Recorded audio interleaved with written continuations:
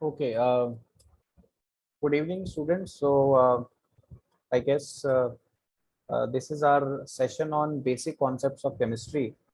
So, before starting, I would just like to know that most of you all are basically from class 12th or from 11th, because as I hear, some of you are also from class 12th.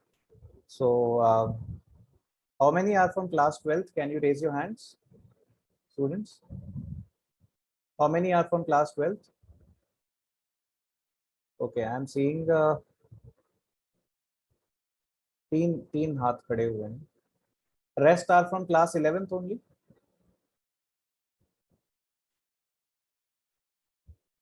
Okay, then how many are from class 11th?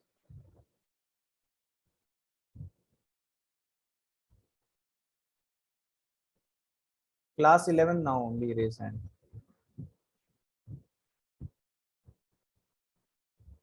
Okay, many are from class 11. Right. Okay, so before starting, I'll just give you a short introduction, right, of myself. So here is my short introduction. So basically, my name is Vishal Kumar. So I'm BTech from IIT Dhanbad. So I have been a faculty for IIT JEE NEET with over 9+ years experience. And as you see, these are the ranks that I have produced in the past. And so I'll be taking this demo lecture for all of you. इसके अंदर हम लोग अब आप लोग अपने हाथ नीचे कर सकते हैं, है ना? I got to know. अब हम लोग बेसिकली डिस्कस करेंगे जो हमारा चैप्टर 1 है केमिस्ट्री का, some basic concepts of chemistry. उसी को मैं डिटेल में थोड़ा लेकर के चलूंगा, right? So we are going to discuss the chapter 1 of chemistry. Okay students, right?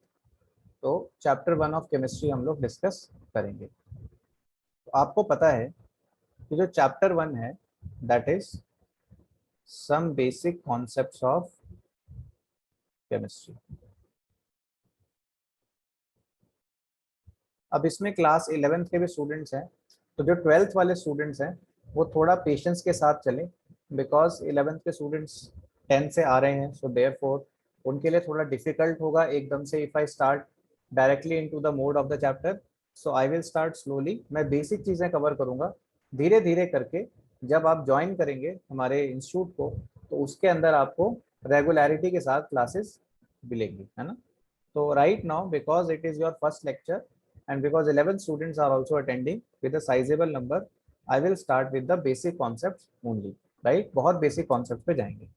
तो स्पेशली जो स्टूडेंट्स 11th में है, आप लोगों ने क्लास 9th में पढ़ा होगा. क्या पढ़ा था आपने क्लास 9th में? आपने पढ़ा होगा कि जो मोल होता है इसकी डेफिनेशन क्या होती है. What is one mole? Mole का डेफिनेशन क्या होता है? Mole is a collection of, it is a collection of Avogadro number particles. क्या होता है मोल? It is a collection of Avogadro number particles, है ना? And these particles can be atoms, these can be molecules, or these can be ions. क्या हो सकते हैं ये? Atoms हो सकते हैं, molecules हो सकते हैं, या फिर ions हो सकते हैं. तो बेसिकली जब मैंने बात करी मोल्स क्या होते हैं, it is a collection of Avogadro number particles which can be atoms, molecules और आयंस. As simple as. यहाँ तक बात समझ में आई? अब इसके बाद अगली बात जो हमें ध्यान देनी है वो ये कि ये जो मोल्स होते हैं बच्चे, ये कैसे एक्सप्रेस किए जाते हैं, है ना? अब ये ऐसे एक्सप्रेस किए जाते हैं कि जो एवोगैड्रो नंबर होता है ये किसके बराबर होता है? It is 6.023 into 10⁻23. यानी कि अगर आप 6.023 इंटू 10⁻23 पार्टिकल्स का कलेक्शन लोगे तो उसको 1 मोल बोलेंगे. क्या समझ में आया? कि अगर हम 6.023 इंटू 10⁻23 पार्टिकल्स का कलेक्शन लेंगे तो उसको 1 मोल लेंगे. Sasmita is raising hand. Sasmita, you want to say something? कुछ कहना चाहते हो आप? नहीं? Okay, right. सो जैसा मैंने बोला, जैसे कि एग्जाम्पल के लिए सपोज मैं लेता हूँ 6.023 इंटू 10⁻23 पेन लेता हूँ मैं. तो 6.023 इंटू 10 की पावर 23 पेन्स क्या हो जाएंगे, 1 मोल पेन्स। अगर मैं लिखता हूँ 6.023 इंटू 10 की पावर 23 टेबल्स, तो this will B 1 mole tables. अगर मैं लिखता हूँ 6.023 इंटू 10 की power 23 laptops, so this will be 1 mole laptops। But आपने अभी तक ऑब्जर्व कर लिया होगा कि यहाँ पर 10 की पावर 23 आ रहा है, यानी this is a very large number. ये एक बहुत बड़ा नंबर है बच्चे, this is a very large number, बहुत ही बड़ा नंबर है ये, है ना बड़ा नंबर? बताओ एवरीवन, आर एवरीवन प्लीज बताइए। Akshay, Amrit, Anantita, Anushi, Arpita, Basil, who else is there? Kamlesh, Nikita, Om Prakash, everyone, है ना? So this is a very big number. अब क्योंकि ये बहुत बड़ा नंबर है, देयरफॉर मैक्रोस्कोपिक स्केल में, यानी उन चीजों को जिनको हम आंखों से देख सकते हैं, उनके लिए बहुत ज्यादा रेलेवेंट नहीं है। यानी ऐसी बहुत सारी चीजें हैं जैसे टेबल, चेयर, लैपटॉप, ये सब आंखों से देख सकते हैं। तो अगर हम इसके 10 की पावर 23 पार्टिकल्स का कलेक्शन लेंगे तो वो इतना बड़ा हो जाएगा कि उसको मेजर करना हमारे लिए सिग्निफिकेंट नहीं है। बट अगर हम 6.023 इंटू 10 की पावर 23 एटम्स, मॉलिक्यूल्स या आयंस का कलेक्शन लेंगे तो वो हमारे लिए क्या हो जाएगा बच्चे, सिग्निफिकेंट हो जाएगा। समझ में आ गई बात?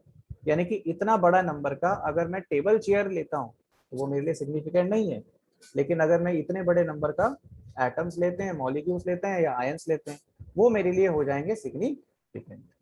ठीक है? यस, नेक्स्ट पेज पे चलें। अब इसके बाद हमें देखना है, सबने पिछला पेज नोट कर लिया ना? Has note everybody noted down last page? बताइए।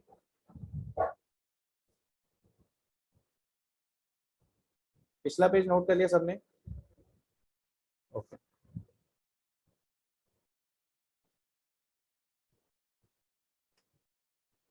Okay right. सो जैसा मैंने बोला, एक मिनट, ये वाला पेज सबने नोट कर लिया ना? Everybody has noted down this page? Yes, okay शाबाश, ओके देन अब आगे देखते हैं। हमने देखा कि 6.023 इंटू 10 की पावर 23 बहुत बड़ा नंबर है, therefore 1 mole is not applicable to 1 mole is not applicable to is not applicable to macroscopic particles। ये मैक्रोस्कोपिक पार्टिकल्स पे एप्लीकेबल नहीं है।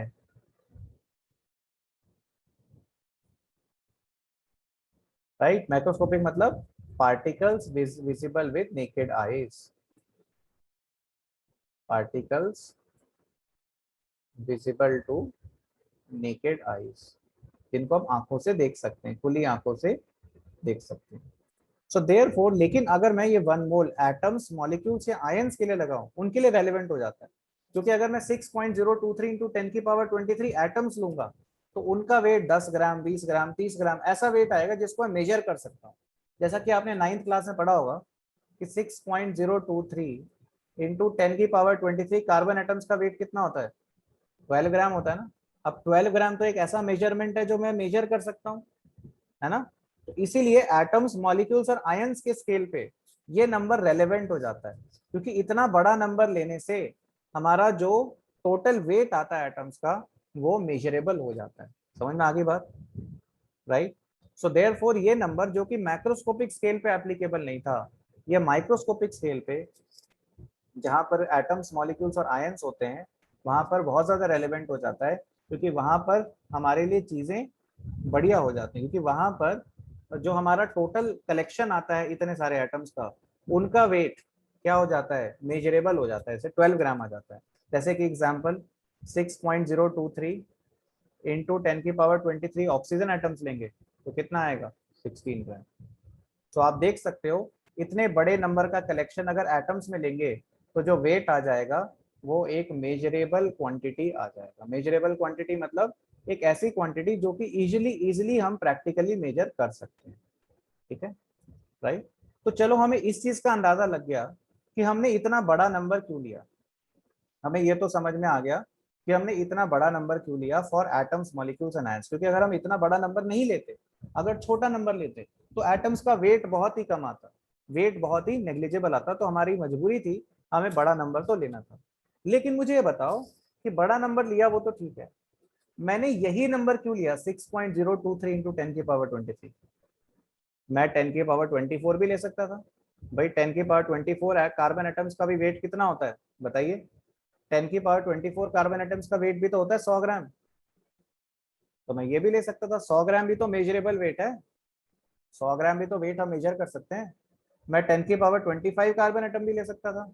अगर मुझे बड़ा नंबर ही लेना था तो मैंने यही नंबर क्यों लिया। क्या इसका आंसर बता सकता है कोई? कोई 12th का बच्चा बता सकता है इसका आंसर, अगर 11th के नहीं बता सकते तो? हालांकि 9th में पढ़ा होगा आपने। Why do we take this number only? हम 6.023 इंटू 10⁻23 एटम से क्यों लेते हैं बताइए, कोई बता सकता है? Anyone? You could tell? No? सुनिए, हमने इतना बड़ा नंबर इसलिए लिया, और यही नंबर क्यों लिया, इसके लिए हमें एक कैलकुलेशन करनी पड़ेगी। आपको पता होगा कि जो हाइड्रोजन एटम होता है, हाइड्रोजन एटम के सेंटर पर एक प्रोटॉन होता है। नहीं ऋषभ, वही तो समझाना है। हाइड्रोजन एटम के सेंटर पर एक प्रोटॉन होता है और आउटर मोस्ट शेल पे क्या होता है, एक इलेक्ट्रॉन होता है। ये पता है सबको, है ना? यानी कि अगर मैं इसको एनालाइज करूं, आपको ये पता होगा कि मास ऑफ इलेक्ट्रॉन जो होता है वो नेग्लिजिबल होता है as compare to mass of proton. यानी मास ऑफ इलेक्ट्रॉन को हम नेग्लिजिबल मान सकते हैं as compare to mass of proton. ये मान सकते हैं ना? यस और नो? सो देयरफॉर अगर आप देखोगे, इसको एनालाइज करोगे, तो हम ये कह सकते हैं, हम क्या कह सकते हैं, हम बच्चे ये कह सकते हैं कि क्योंकि मास ऑफ इलेक्ट्रॉन नेग्लिजिबल है as compare to mass of proton, we can say that, we can say that जो मास ऑफ हाइड्रोजन एटम है, जो मास ऑफ हाइड्रोजन एटम है, that is essentially mass of one proton. ये line समझ में आई सबको? बोलो, mass of one hydrogen atom is mass of one proton. समझ आ गया तो थम्स अप करो या हैंड रेस करो। आया समझ में कि mass of one hydrogen atom mass of one proton होगा। भाई हाइड्रोजन एटम के अंदर क्या था, एक प्रोटॉन था और एक इलेक्ट्रॉन था। इलेक्ट्रॉन का मास नेग्लिजिबल हो गया, तो हाइड्रोजन एटम का मास मास ऑफ वन प्रोटॉन आएगा ना भाई। यस, ओके, राइट, ठीक है। अब आपको पता होगा, इसका स्क्रीनशॉट ले लो पहले, इस स्लाइड का स्क्रीनशॉट ले लिया सबने इस स्लाइड का? Everybody has taken screenshot? Yes, चलें आगे। ओके, अब आप सबको पता होगा कि जो mass of one hydrogen atom है, इट इज इक्वल टू, हमने लिखा मास of one proton. And what is mass of one proton? That is 1.67 into 10⁻⁻24 ग्राम। और ये कहाँ से आता है? This comes from discharge tube experiment. ये आपने क्लास 9th में पढ़ा होगा, और अगर नहीं पढ़ा है तो क्लास 11th में जो दूसरा चैप्टर है एटॉमिक स्ट्रक्चर, उसमें पढ़ाया जाएगा, तो घबराना मत।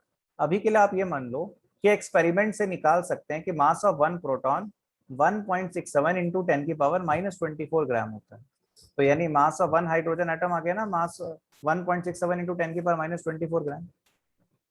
ये क्लियर है ना? अब देखो मन में ये डाउट आता है कि सर हमें कितने सारे हाइड्रोजन एटम लें कि उनका मास 1 ग्राम आ जाए। अब 1 ग्राम ही क्यों लेना चाह रहे हैं? क्योंकि आपको ये तो हर कोई मानता है हाइड्रोजन लाइटेस्ट एलिमेंट है। Everybody would accept that hydrogen is lightest element. सब मानते हैं कि नहीं? सब लोग इस बात को मानते हैं कि हाइड्रोजन लाइटेस्ट एलिमेंट है? बताइए, सब मानते हैं इस बात को कि नहीं? तो हम सब इस बात को तो एक्सेप्ट करते हैं कि जो हाइड्रोजन है बच्चे वो लाइटेस्ट एलिमेंट है। तो बताइए, अगर हाइड्रोजन लाइटेस्ट एलिमेंट है, इसका मतलब मैं इतने सारे हाइड्रोजन एटम का कलेक्शन लेना चाहूंगा कि उनका वेट 1 ग्राम आए, क्योंकि आप चाहोगे कि जो भी वेट का स्केल है उसमें लाइटेस्ट एलिमेंट का मास 1 ग्राम हो। आइडियली तो आप ऐसे ही स्केल चाहोगे ना, कि लाइटेस्ट एलिमेंट का मास 1 ग्राम हो, जो उससे भारी है उनका वेट 2 ग्राम, 3 ग्राम, 4 ग्राम, 5 ग्राम, कुछ भी हो सकता है। लाइटेस्ट एलिमेंट का वेट आप नहीं चाहोगे 0.01 से स्टार्ट हो, आप चाहोगे 1 से स्टार्ट हो ideally. So we will take that many collection of hydrogen atoms which have mass 1 gram. तो ध्यान से देखो, 1.67 into 10 की power -24 gram is the mass of one hydrogen atom. Yes. So 1 gram is the mass of how many hydrogen atoms? बताइए। 1/1.67 into 10 की power -24 hydrogen atoms, यही है ना? एक मिनट, ये आया कि नहीं? तो कितने हाइड्रोजन एटम आ गए इसको कैलकुलेट करेंगे तो 6.023 इंटू 10 की पावर 23 हाइड्रोजन एटम आ गए ना।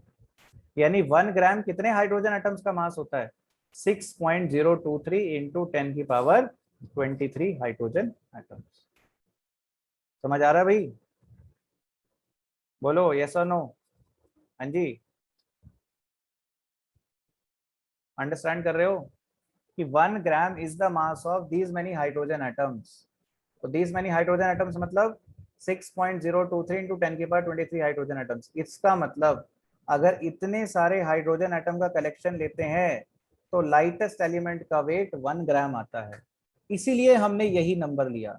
अगर हम कोई बड़ा नंबर लेते, 10 की पावर 24 लेते, तो क्या लाइटेस्ट एलिमेंट का वेट 1 ग्राम आता? नहीं आता। समझ में आया? अब यही नंबर क्यों लिया? हेलो, हेलो, समझ में आया? 1 मोल को हमने ये क्यों लिया? एवोगैड्रो नंबर, ये नंबर क्यों लिया? Everyone hand raise, hand raise, hand raise. Okay, शाबाश शाबाश, वेरी गुड वेरी गुड। चलिए अब इसका स्क्रीनशॉट ले लीजिए, because we'll move on to the next page. Screenshot ले लीजिए, ले लिया स्क्रीनशॉट?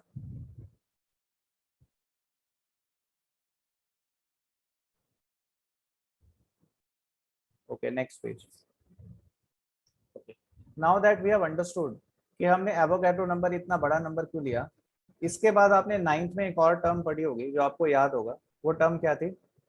Relative atomic mass. याद है? आरएएम क्या था? आरएएम बताओ। RAM was average atomic mass of an atom. RAM क्या था? Average atomic mass of an atom upon, upon में क्या था?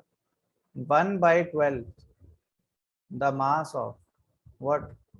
Carbon 12 isotope. तो क्या था? Average atomic mass of the atom upon 1/12 the mass of what? Carbon 12 isotope. यही था ना? यस। अब क्वेश्चन ये आता है कि सर इसका मतलब क्या हुआ? इसका मतलब ये हुआ average atomic mass of an atom. अच्छा, कार्बन 12 का वेट कितना होता है? 12 ही तो होता है। तो 12 से 12 कैंसिल हो जाएगा, तो आंसर कितना आएगा? 1। यानी जो आरएएम होता है वो एवरेज एटॉमिक मास के बराबर ही होता है। लेकिन फर्क क्या है? फर्क ये है कि एवरेज एटॉमिक मास की यूनिट्स क्या होते हैं? यू। यू का मतलब क्या होता है? Unified mass. बट आरएएम के यूनिट्स क्या होंगे? यूनिटलेस। क्योंकि दो ये दो मासेस का रेशियो है। आरएएम अगर आप देख सकते हो, दो मासेस का रेशियो है। तो आरएएम क्या हो जाएगा बच्चे? यूनिटलेस। और जो एवरेज एटॉमिक मास होगा, है ना, उसके यूनिट्स क्या होंगे? यू होंगे, यानी कि वो यूनिफाइड मास होगा। ऐसे क्लियर स्टूडेंट्स? आइए बात आपको समझ में। अच्छा, तो दोनों की वैल्यू सेम है, बट एवरेज एटॉमिक मास की यूनिट्स यूं है, आरएएम यूनिटलेस क्वांटिटी। अब क्वेश्चन ये आता है कि सर यहाँ पर हमने एवरेज एटॉमिक मास टर्म क्यों यूज किया है, इसका क्या मतलब है? इसका मतलब ये है कि आरएएम आपको ये बता रहा है कि कोई भी एटम 1/12 ऑफ कार्बन 12 से कितना ज्यादा भारी है। जैसे मान लो आरएएम ऑक्सीजन का आ रहा है 16, तो इसका मतलब ये 1/12 ऑफ कार्बन 12 के वेट से 16 टाइम्स भारी है। अब 1/12 ऑफ कार्बन 12 का वेट कितना होगा? 1, यानी ये 1 से 16 टाइम्स भारी है। अंडरस्टूड है ना? तो ऑब्वियसली बात है यूनिटलेस होगा। जैसे मान लो हम ऑक्सीजन नाइट्रोजन का आरएम बोलते हैं 14, यानी कि ये 1/12 ऑफ कार्बन 12 से 14 टाइम्स भारी है। जिन लोगों को ये बात समझ में आई हैंड रेज करें कि आरएम का मतलब होता है कि कोई एटम 1/12 ऑफ कार्बन 12 से कितना ज्यादा भारी है। और अगर किसी को नहीं समझ में आया तो प्लीज पूछें, बताया जा सकता है दोबारा। आप चैट पे लिख सकते हैं, अगर किसी को नहीं समझ में आया डायरेक्टली चैट पे लिख सकते हैं। समझ आ गया सबको? अब क्वेश्चन ये आता है कि sir why average term is used. अच्छा, Bhavna is saying sir can you explain it once again. Okay, suppose करो भावना, आप देख सकते हो आरएएम जो है एवरेज एटॉमिक मास के बराबर है, ठीक है ना? बराबर। सपोज करो किसी एटम का आरएएम आता है 16। 16 आने का क्या मतलब है? 16 आने का मतलब ये है कि वो एटम 1/12 ऑफ कार्बन 12 के वेट से, 1/12 ऑफ कार्बन 12 का वेट कितना होगा बोलो? कार्बन 12 का वेट 12 होता है, तो उसका 1/12 1 हो जाएगा ना, यानी कि वो 1 से 16 टाइम्स भारी है। अगर किसी का आरएएम 14 है, यानी कि वो 1/12 ऑफ कार्बन 12 से बोलो 14 टाइम्स भारी है। ठीक है भावना? भावना यू आर अंडरस्टैंडिंग नाउ? समझ में आया? ठीक है, चलो ये आरएएम समझ में आ गया सबको। अब नेक्स्ट क्वेश्चन है, सर यहाँ पर एवरेज एटॉमिक मास क्यों यूज किया? इसका स्क्रीनशॉट ले लो, बिकॉज मैं नेक्स्ट स्लाइड पे आगे बढ़ने वाला हूँ कि हमने यहाँ पर एवरेज एटॉमिक मास क्यों यूज किया, एवरेज वर्ड क्यों यूज किया। चलें आगे। अच्छा, आपने 9th क्लास में पढ़े होंगे आइसोटोप्स, पढ़े हैं सबने आइसोटोप्स? आइसोटोप्स क्या होते हैं बताइए? Atoms of same element having having same atomic number, having same atomic number and different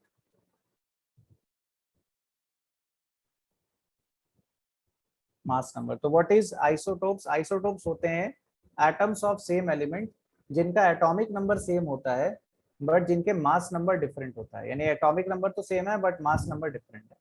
अब होता क्या है बच्चे, जैसे हम हाइड्रोजन की बात करें तो हाइड्रोजन आपको पता है 3 आइसोटोप्स में एग्जिस्ट करता है। एक आइसोटोप का एटॉमिक नंबर 1 है, मास नंबर 1 है। दूसरे आइसोटोप का एटॉमिक नंबर 1 है लेकिन मास नंबर 2 है। तीसरे आइसोटोप का क्या है? तीसरे आइसोटोप का एटॉमिक नंबर 1 है लेकिन मास नंबर 3 है। तो हाइड्रोजन के 3 आइसोटोप होते हैं, सबका मास जो है अलग अलग है। एक का मास 1 है, एक का 2 है, एक का 3 है। लेकिन जो ये 1 वाला आइसोटोप होता है ये 99.984% प्रेजेंट होता है, और जो 2 वाला आइसोटोप होता है ये 0.014% 16% प्रेजेंट होता है, और ये जो 3 वाला आइसोटोप होता है ये 10⁻⁻15% प्रेजेंट होता है। तो अगर आप देखें हाइड्रोजन के 3 आइसोटोप्स हैं, एक 99.9% है, एक इतना परसेंट है, एक इतना परसेंट। तो ये जो है तीसरा आइसोटोप जिसको ट्रीटियम बोलते हैं, इसको बोलते हैं ट्रीटियम। दूसरा आइसोटोप इसको क्या बोलते हैं? ड्यूटीरियम। और जो पहला आइसोटोप जो मेन वाला हाइड्रोजन है इसको बोलते हैं प्रोटियम। अब हाइड्रोजन के बच्चे जो 3 आइसोटोप हैं इसमें ट्रीटियम दिख रहा है नेग्लिजिबल है, इनफैक्ट ये भी काफी कम है, ड्यूटीरियम भी काफी कम है, मेन जो है वो प्रोटियम ही है, राइट। सो इसका मतलब आप कोई भी हाइड्रोजन का सैंपल लेंगे, मान लीजिए आपने 100 ग्राम हाइड्रोजन का सैंपल लिया है, तो 100 ग्राम हाइड्रोजन के सैंपल में से हमेशा ऐसा होगा कि 99.984 ग्राम नॉर्मल हाइड्रोजन होगा, 1 वाला हाइड्रोजन होगा, 0.016 ग्राम 2 वाला हाइड्रोजन होगा, एंड 10 की पावर -15 ग्राम कौन सा हाइड्रोजन होगा, 3 वाला हाइड्रोजन होगा। यानी हाइड्रोजन के सैंपल में ये तीनों आइसोटोप होमोजीनियसली डिस्ट्रीब्यूटेड है। यानी हाइड्रोजन का सैंपल आप कहीं से निकालिए, इंडिया से निकालिए, यूरोप से निकालिए, सन के सरफेस पे चले जाओ, ये जो हाइड्रोजन का सैंपल होगा इसमें हमेशा प्रोटियम, ड्यूटेरियम, ट्रिटियम तीनों होंगे और इसी रेशियो में होंगे। ये इनकी नेचुरल अबंडेंस का परसेंटेज है। ठीक है, ये बात समझ में आई यहाँ पर? बोलो हेलो, कैसा नो। इसका मतलब अगर मैं 100 ग्राम हाइड्रोजन लेता हूं और उसके अंदर ये तीनों हाइड्रोजन हमेशा ही प्रेजेंट होंगे, मतलब कभी भी हाइड्रोजन निकालोगे तो उसके अंदर अगर तीनों हमेशा प्रेजेंट होंगे, तो आपको हाइड्रोजन का, अगर एक हाइड्रोजन का मास निकालना है तो आपको क्या लेना पड़ेगा, तीनों का एवरेज लेना पड़ेगा। क्या लेना पड़ेगा, एवरेज। तो एवरेज एटॉमिक मास कितना आएगा हाइड्रोजन का, बोलो। वो आएगा 99.984 बाय 100 इंटू 1, क्योंकि इस वाले का कितना है, इस वाले का है मास 1। भाई इस वाले का तो मास 1 है ना, 99.984% वाले का, प्लस 0.016% ऑफ 2, प्लस 10 की पावर -15% ऑफ 3। तो इस पूरे को जब कैलकुलेट करेंगे बच्चे, तो जैसे ही हम इस पूरे को कैलकुलेट करेंगे तो जो आंसर है वो कितना आएगा, ये आंसर आएगा 1.008। ये आंसर आएगा 1.008। कितना आंसर आएगा बच्चे, 1.008। तो आप देखो हाइड्रोजन का एग्जैक्ट मास 1 नहीं है, कितना है, 1.008, because of the existence of isotopes. Clear, समझ में आया? यूनिट डाल देना यू। यस, चलें आगे। Should I move ahead? Hello, आगे बढ़ें। यस, स्क्रीनशॉट ले लीजिए इसका। चलिए, तो ऐसे ही मान लीजिए अगर मुझे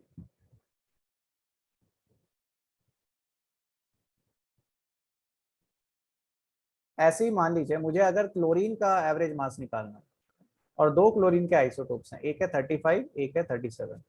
सपोज 35 वाले का परसेंटेज है 75% और इसका परसेंटेज है 25%, तो इसका एवरेज मास कितना आ जाएगा, बोलो।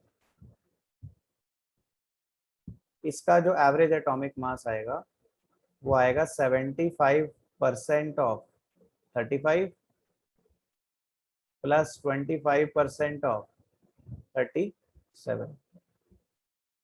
सो जो नेट मास निकल करके आएगा वो आएगा 35.5।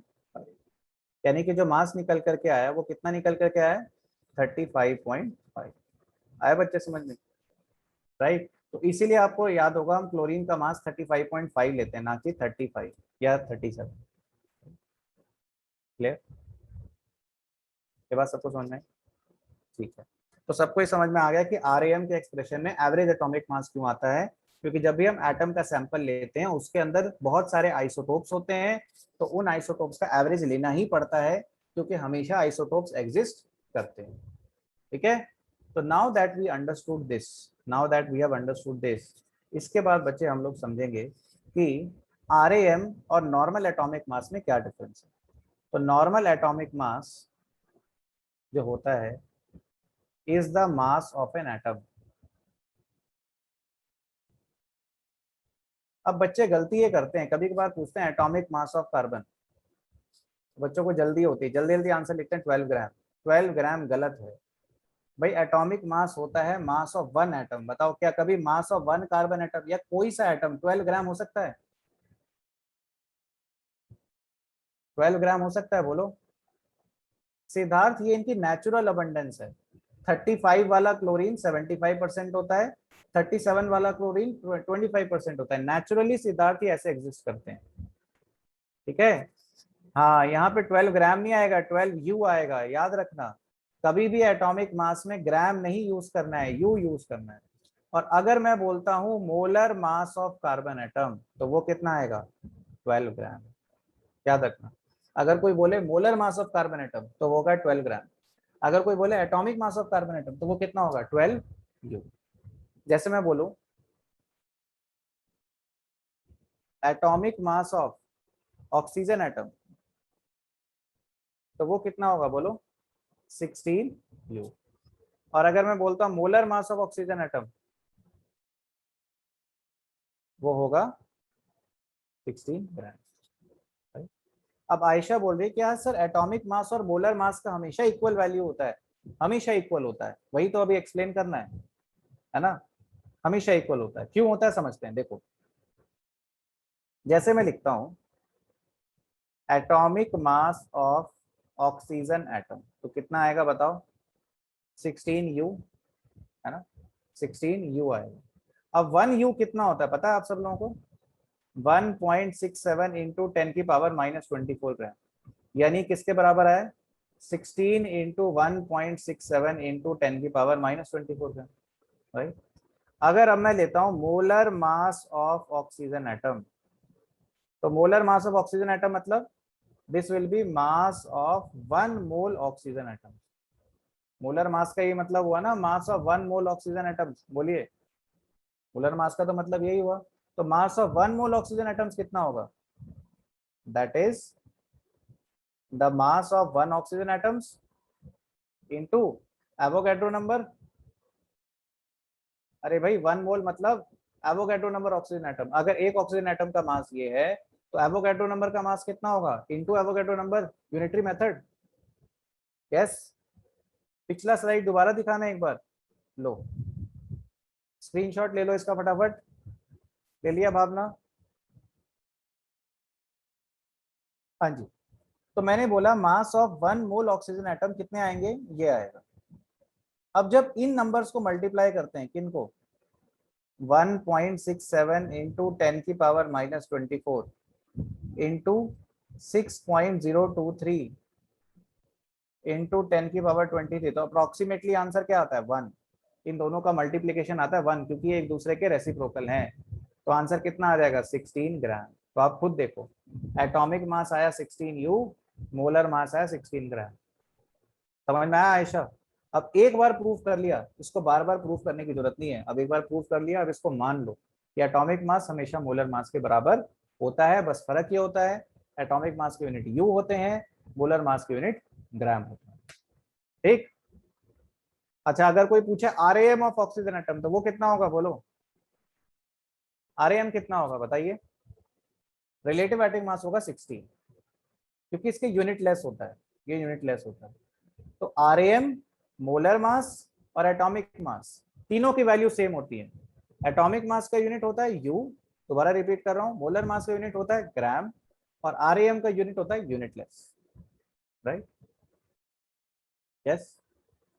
Now let us write the RAM of certain common atoms. RAM of some common atoms.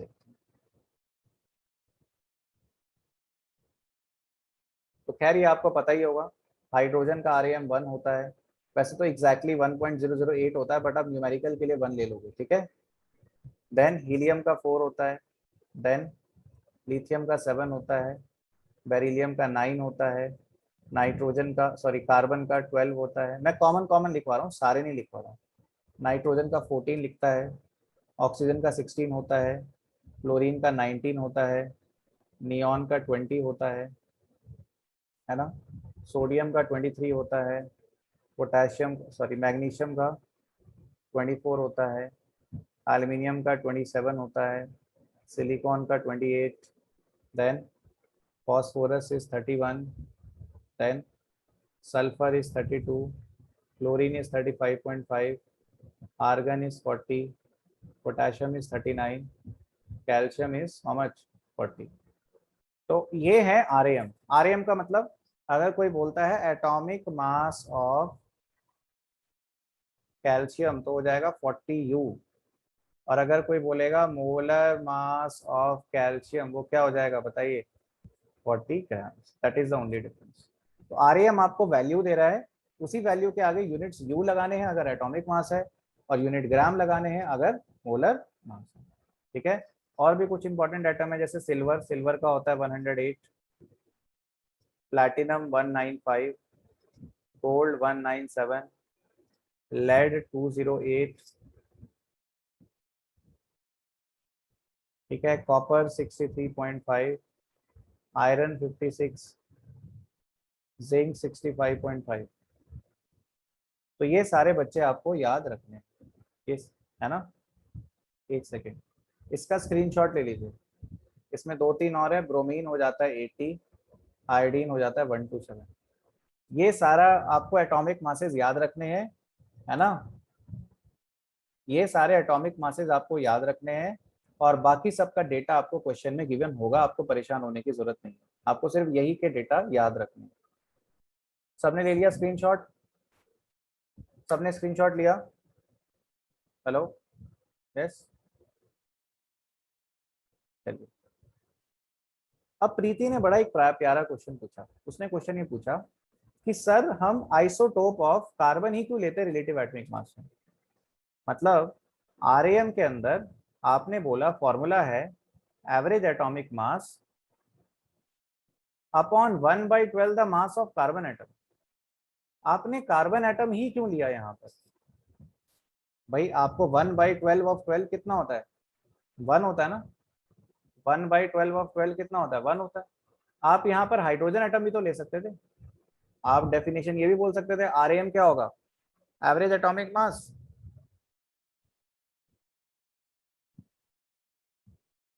Upon mass of hydrogen atom. ये बोल सकते थे ना बच्चे, बोल सकते थे कि नहीं? इनिशियली ये डेफिनेशन थी भी, इनिशियली यही डेफिनेशन थी, क्योंकि हाइड्रोजन एटम का मास कितना माना जाता था? 1। लेकिन बाद में डिस्कवर किया गया हाइड्रोजन एटम के आइसोटोप्स भी होते हैं, तो उसका मास 1 की जगह क्या आ गया? 1.008, है ना। तो बताओ अगर यहाँ 1.008 आएगा तो क्या अब आरएएम एटॉमिक मास के इक्वल रहेगा?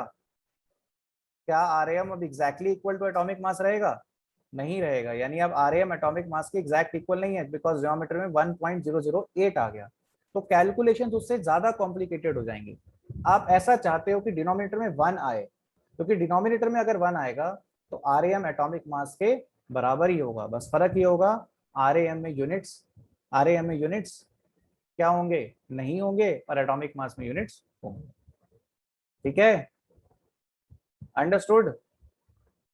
Hello Preeti, you got the answer? Preeti आपको आंसर मिल गया क्वेश्चन का? चलिए अब आगे बढ़ते हैं।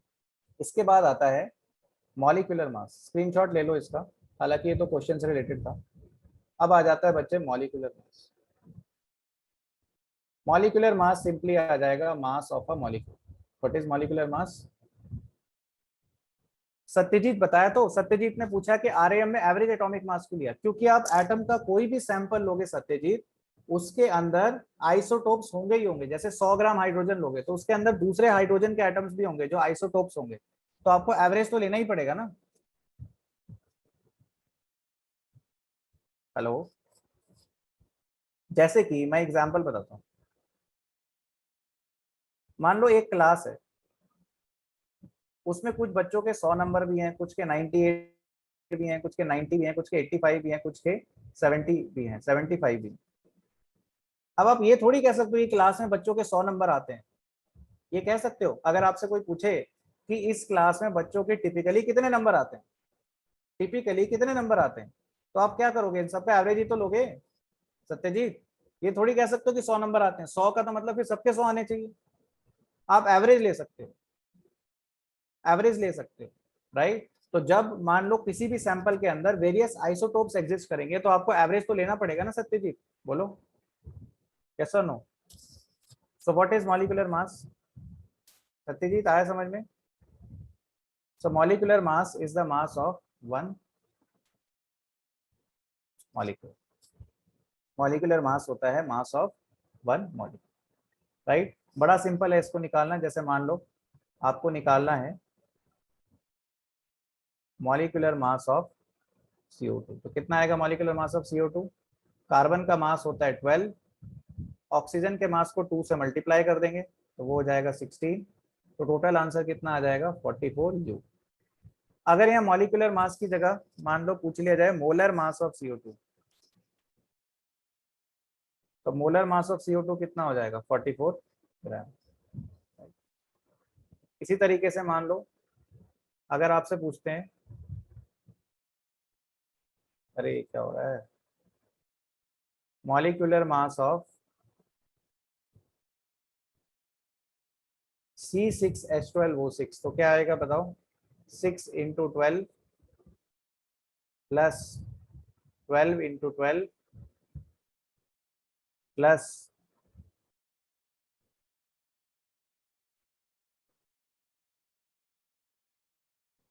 प्लस 6 इंटू 16, तो टोटल आंसर कितना आएगा 180 ग्राम, सॉरी 180U। और यहीं पर अगर बोलेंगे मोलर मास ऑफ C6H12O6, तो वो कितना आएगा बताओ? मोलर मास विल बी 180 ग्राम।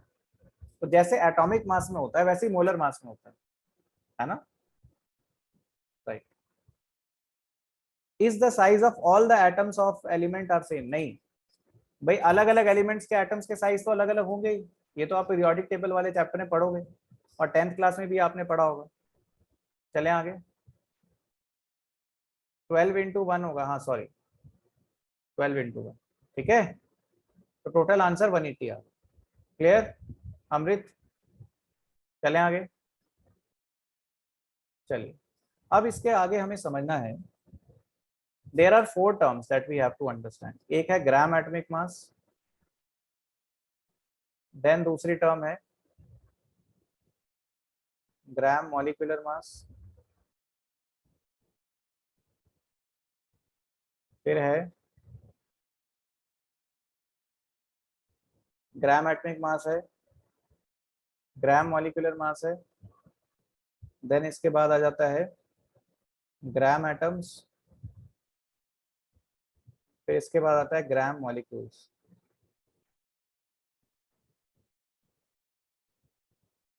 हाँ जी,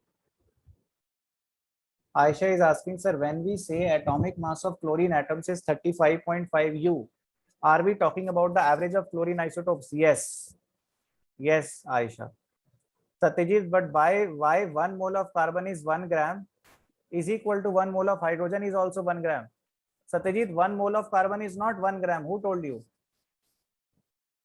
1 mole of carbon is not 1 gram. It is 12 gram. है ना? अगर आपने ऐसा कहीं पढ़ा है तो गलत पढ़ा है ना? अच्छा, ग्राम एटॉमिक मास क्या होगा? ग्राम atomic mass is atomic mass of an atom expressed in grams। यानी कि जब एटम का एटॉमिक मास ग्राम्स में लिखा जाता है, आपको पता है एटॉमिक मास हमेशा यू में लिखते हैं, तो जब एटम्स का एटॉमिक मास ग्राम में लिखा जाए तो उसको ग्राम एटॉमिक मास बोलेंगे। या सीधे बात करूं तो इसको मोलर मास भी बोल सकते हैं। भाई मोलर मास को भी तो ग्राम में लिखते हैं। तो जैसे अगर कोई आपको पूछता है atomic mass of hydrogen atom, तो वो कितना आएगा बोलो? 1U। लेकिन कोई बोलता है gram atomic mass of hydrogen atom, तो वो कितना आएगा बोलो? 1 ग्राम। इस चैप्टर में क्वेश्चंस करने से पहले टर्मिनोलॉजीज को जानना बहुत इंपॉर्टेंट है, वरना क्वेश्चन पता होता है कैसे करना है लेकिन क्वेश्चन समझ नहीं आता कि पूछा क्या है। तो ये इन चीजों को बारीकियां हैं, इनको जानना जरूरी है। ये गलती करोगे तो एंड में गलत होता रहेगा। ग्राम मॉलिक्यूलर मास क्या होता है? It is molecular mass of अ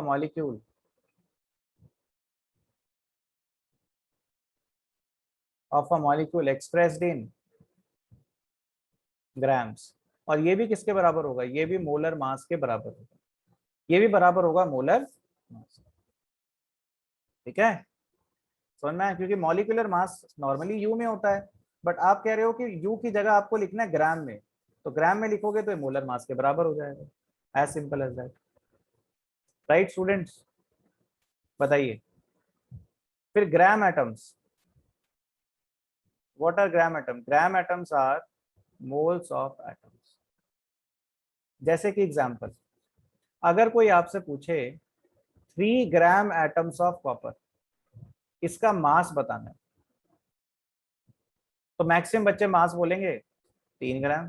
कि सर क्या ये लल्लू सा क्वेश्चन पूछा है, 3 ग्राम एटम्स ऑफ कार्बन कॉपर, यानी कि आपने 3 ग्राम कॉपर के दिए हैं, तो 3 ग्राम कॉपर का वेट कितना होगा? 3 ग्राम।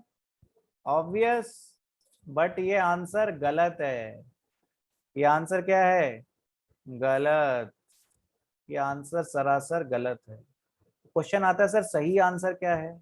ग्राम एटम्स का मतलब होता है मोल्स ऑफ एटम्स। इसका मतलब ये लिख रहा है 3 moles of atoms of copper, यानी मास किसके बराबर आ जाएगा? मास ऑफ कॉपर हो जाएगा मोल्स ऑफ कॉपर, क्योंकि आपको 3 मोल्स कॉपर के दिए हुए हैं, और 1 मोल का मास कितना होता है? 63.5। तो 3 का मास कितना हो जाएगा? 3 × 63.5 ग्राम। इसको कैलकुलेट कर लो तो आ जाएगा 189, और फिर 0.5, 1.5, 190.5। क्या ये बात सबको समझ में आ रही है?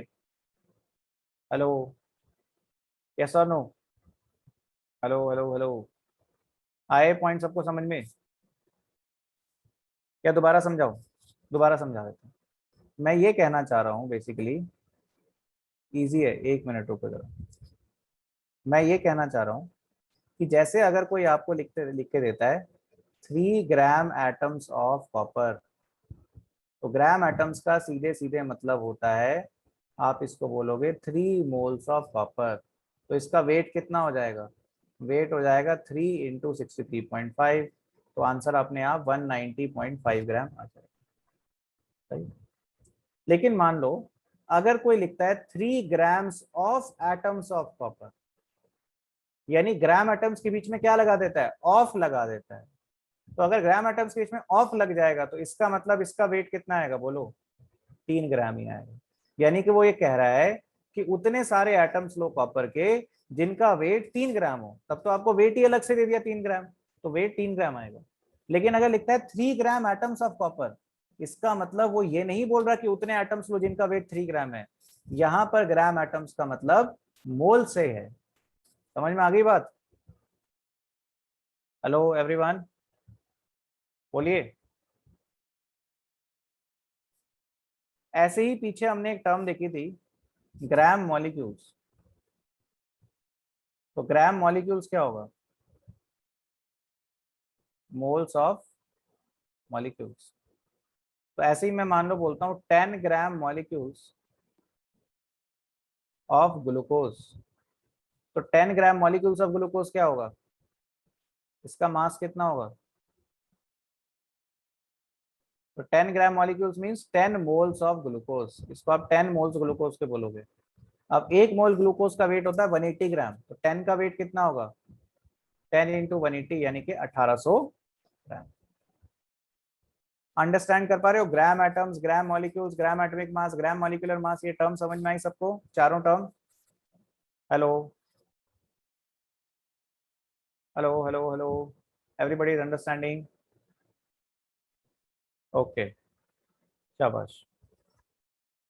स्क्रीनशॉट ले लीजिए इस पेज का, अगले पेज पे चलते हैं। इसका भी ले लीजिए, नेक्स्ट पेज पे चलता हूँ। राइट। इसके बाद ग्राम मॉलिक्यूलर मास रिपीट करूं? ग्राम मॉलिक्यूलर मास होता है मॉलिक्यूलर मास इन ग्राम्स, यानी कि ये मोलर मास के बराबर होता है। यानी कि अगर आपको कोई बोलता है मॉलिक्यूलर मास निकालो ऑफ CH4, तो आप कितना निकालोगे? बोलो। यही निकालोगे ना, 12 + 4 × 1, यानी कि 16U। लेकिन इसी में अगर आपको कोई बोलता है मोलर मास ऑफ CH4 निकालो, तो वो कितना होगा? बोलो। वो हो जाएगा 16 ग्राम। तो मोलर मास क्या होता है? मोलर मास ही होता है ग्राम मॉलिक्यूलर मास। समझ में आया? जैसे ग्राम एटॉमिक मास मोलर मास था, ग्राम मॉलिक्यूलर मास भी मोलर मास ही है। अमृत आया समझ में आपको? अमृत, अमृत डिड यू अंडरस्टैंड? अमृत आ रहा है समझ में? पिछले पेज का ले लो स्क्रीनशॉट, स्क्रीनशॉट लेना था, ले लो भाई। हो गया Preeti? Taken taken taken. Okay, last में अब थोड़ा सा डिस्कशन है, वो ये कि मैं आपको थोड़ा ब्रीफ कर देता हूँ कि जो क्लास 11th के बच्चे हैं, है ना, अभी तो मैंने आज बहुत बेसिक्स पढ़ाए, मैं ज़्यादा अभी डेप्थ में नहीं जाऊँगा। तो क्लास 11th के जो बच्चे हैं उनको क्या करना है, उनको जो भी मतलब क्लास 10th के बाद जो भी आपने पढ़ा है ना, वो थोड़ा सा इरेलीवेंट हो जाएगा, क्योंकि क्लास 10 तक आपने केमिस्ट्री बहुत बेसिक लेवल तक पढ़ी है, मैथ्स फिजिक्स बहुत बेसिक लेवल तक पढ़ी है। तो क्लास 11 में there will be a big transition, और इसीलिए प्रॉपर गाइडेंस बहुत ज़रूरी है अगर आप जेई के लिए और नीट के लिए दोनों के लिए एम करना चाहते हैं। बिकॉज आपको पता है दोनों स्पेशलाइज्ड एग्जाम्स हैं। जेई के अंदर आपको पता है single choice, more than one correct, बहुत टाइप के सवाल, इंटीजर टाइप सवाल आते हैं, और इन टाइप्स ऑफ प्रॉब्लम्स की प्रैक्टिस करना बहुत ज़रूरी है। प्लस एनसीईआरटी से थोड़े ऊपर लेवल के क्वेश्चंस आते हैं, आपको एक्स्ट्रा पढ़ना ही पड़ता है। ठीक है, तो उसके लिए क्लास नोट्स बहुत इंपॉर्टेंट है, राइट? जैसे मेरा एक्सपीरियंस है, बाकी सब्जेक्ट टीचर्स का एक्सपीरियंस है, हमने बहुत सारे बैचेस पढ़ाए हुए हैं, ठीक है, और बहुत सारी बुक्स का अध्ययन किया हुआ है। तो वहाँ से जो भी जेई के लिए रेलिवेंट है या नीट के लिए रेलिवेंट है वो आपको क्लास नोट्स के फॉर्म में दिया जाता है। तो उससे क्या होता है, अगर आप क्लास नोट्स को करके, जो भी मैं क्वेश्चंस आपको प्रोवाइड करूंगा, मैं हर सब्जेक्ट के हर चैप्टर के क्वेश्चन भी प्रोवाइड करता हूँ। तो जो क्वेश्चन आप मतलब चैप्टर कंप्लीट करने के बाद अगर उन क्वेश्चंस को कर लोगे तो चैप्टर पे कमांड आ जाएगी। आप इससे रेस्ट एश्योर्ड हो सकते हो कि जेई और नीट के अंदर कोई भी क्वेश्चन आएगा अगर उस चैप्टर का, आप डेफिनेटली कर पाओगे। इतना ही तो सीखना है, इससे ज्यादा थोड़ी सीखना है, कि चैप्टर हमें उतना आ जाना चाहिए कि जेई नीट में अगर कोई सवाल आता है उस चैप्टर से तो हम कर पाए। अगर हम वो कर पाए हमारा ऑब्जेक्टिव मीट है। ठीक है, अच्छा। फिर क्लास 12th के बच्चों के लिए क्या है, क्लास 12th में दो तरह के बच्चे होते हैं, one who are coming from class 11th, one who are coming from class 11th and another is dropper batch. तो ये दोनों के तरह के बच्चों के लिए स्पेस है यहाँ पर। Those who are coming from class 11th, उनका क्लास 12 तो कराया ही जाएगा, और फिर क्लास 11th का रिवीजन भी होगा।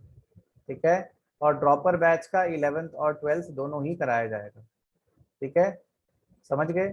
सो what you need to understand is कि both the students of class 12th that is coming from class 11th as well as from dropper batch, दोनों तरह के बच्चों के लिए दोबारा से पढ़ना पूरा बहुत जरूरी है। क्लास 12th के लिए बच्चों के लिए सबसे पहले क्लास 12th करना जरूरी है, क्योंकि उनको ऑब्वियसली बोर्ड्स भी देना है। लेकिन जो ड्रॉपर बैच है उनको बोर्ड्स नहीं देने, उनको 11 12 दोनों कंसोलिडेट करने हैं, right?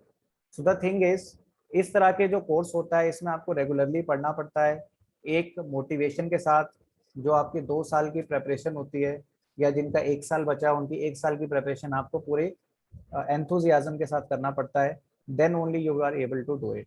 Other than that we are there to help you. So we, जैसा मैंने बताया, we do provide all the lecture notes. इसके बाद हम आपको प्रैक्टिस प्रोवाइड करते हैं सफिशिएंट। तो अगर आप इन सारी चीज़ों को ध्यान में रखते हुए पढ़ते हो तो बहुत बेनिफिट मिलता है।